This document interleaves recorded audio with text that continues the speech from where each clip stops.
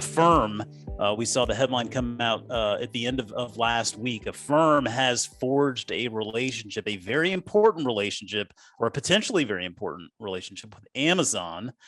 Amazon customers will soon have the option to be able to split the total cost of purchases of $50 or more into simple monthly payments by using Affirm.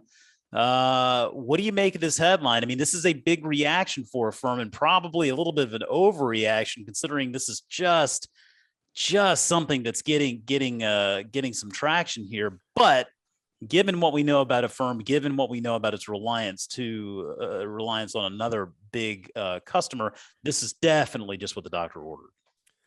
Yeah, well, as you kind of alluded to, their big customer is Peloton. Yeah, and this couldn't have come at a better time. Peloton, if you have been following, just slashed the price on its bikes, lowered its sales expectations. It's really kind of a great time for this to have happened. And Affirm, you mentioned the stock is up. I think it was 44% right before I popped on here. Yep. It's still about 33% below its 52-week high. Yeah. So this isn't like a Bill.com that's been on a tear for a year and then shot higher. Yeah. It's just making up some lost ground. So that's point number one. Amazon, this is kind of they hit the lottery as in terms of companies that buy now, pay later providers were pursuing. We mentioned when we talked about Square's acquisition of Afterpay, that Amazon was part of their universe, but that was part of Afterpay's app. Afterpay would allow people to split Amazon purchases on their own app. Right. This is Amazon's first direct partnership with a buy now, pay later provider. Why is it important? Other than the fact that Amazon's just huge, this is a huge needle mover for the company. I was reading that if they can get 1% of Amazon's North American sales volume, 1%, that would add 10% to a firm's revenue right away. That's 1%. Right now, 9% of all e-commerce sales globally are bought through buy now, pay later. That's why this is such a red hot space.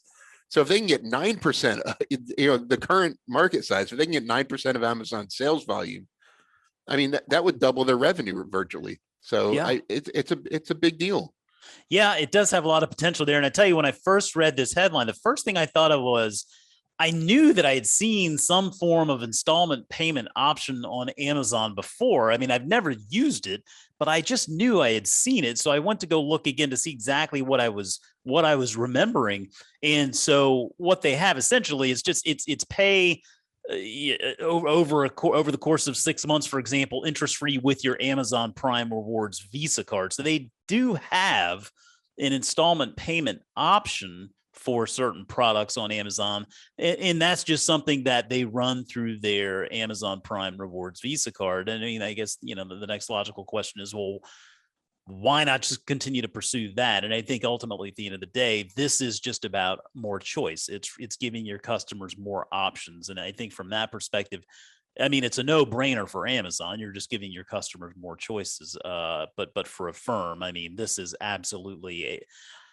just a massive win for a business where I think a lot of folks have looked at businesses like Afterpay and Affirm and thought, well, those are features that other bigger fintech type companies could just introduce to their platforms. And certainly we saw Square go ahead and make that acquisition of Afterpay. And the natural conversation beyond that was, who do we think might acquire Affirm? But maybe this buys Affirm a little time to try to make it on their own.